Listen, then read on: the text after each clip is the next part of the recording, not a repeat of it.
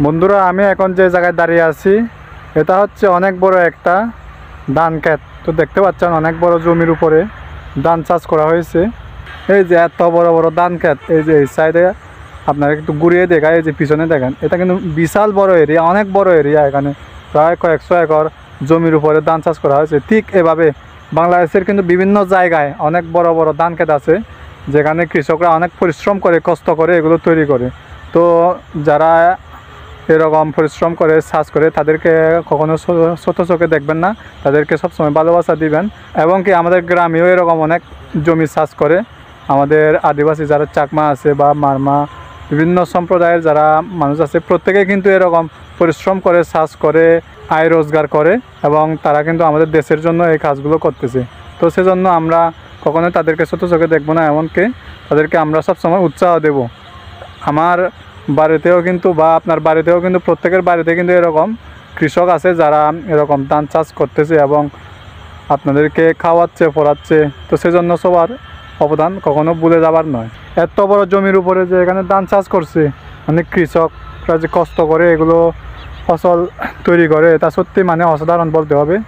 দেশের জন্য যারা কাজ করে, যারা আমাদের দেশের যে জনগণ আছে, আমরা যে ভাত খাই, এই ভাত যে কীভাবে তৈরি করে এই ধান ক্ষেত থেকে, সেটা যারা কৃষক তারা জানে এবং যারা কৃষকের সাথে ওতপ্রোতভাবে জড়িত তারা জানে যে কিভাবে এই ধান থেকে চাউল থেকে আমরা ভাত খাই, সেটা সবার জানা আছে। তো দেখতে পাচ্ছেন এই যে অনেক বড় ধান ক্ষেত, এইদিকে এগুলো এখনও কাঁচা আছে, কিন্তু আবার আমার পিছনে দেখতে পাচ্ছেন এগুলো কিন্তু অলরেডি পেকে গেছে। এগুলো কিছুদিন পরে তুলবে আর একটুর জন্য অপেক্ষা করতেছে।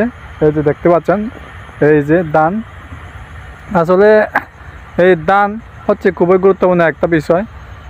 কৃষকরা যেভাবে কষ্ট করে এগুলো পরিশ্রম করে আমাদের জন্য তৈরি করে, সেটা আমরা অনেকে বুঝি না। আমরা মনে করি কৃষকদেরকে আমরা অনেকে অবহেলা করি, কিন্তু আসলে কৃষককে কখনো অবহেলা করা উচিত না।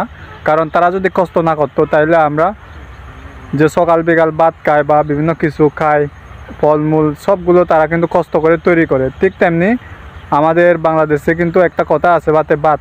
আমরা যে ভাত খাই এই সব কিন্তু কৃষকদের ক্রেডিট, কারণ তারা যদি এগুলো তৈরি না করতো তাহলে আমরা কোথা থেকে সংগ্রহ করতাম?